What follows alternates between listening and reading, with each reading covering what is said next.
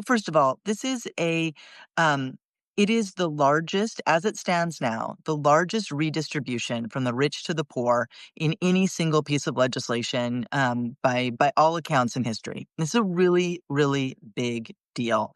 It takes all of these tax cuts that were a part of the 2017 Tax Cuts and Jobs Act and extends them, many of them permanently, disproportionately going to folks at the very top end of the income distribution.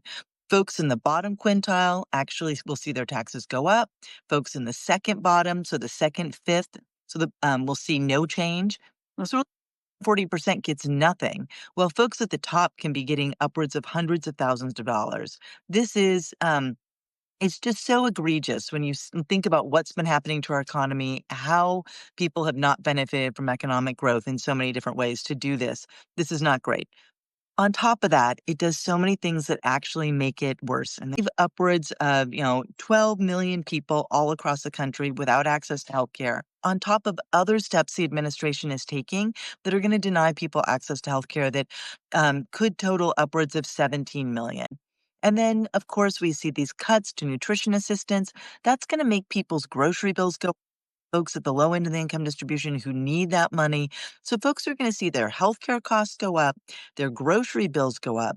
Most, the moderate income Americans aren't going to see a significant, if any, benefit from this legislation.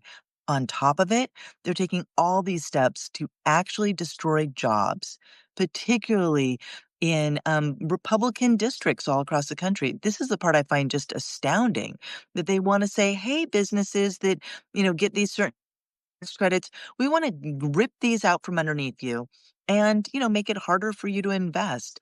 At a time when we are worried about access to energy, and we've got all these new data centers and AI, we're going to make it harder for utilities to invest in the cheapest forms of energy.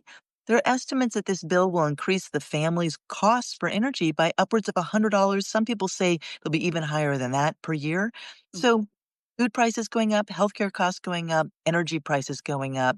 None of this is good on top of an economy that already has a lot of fragility in it.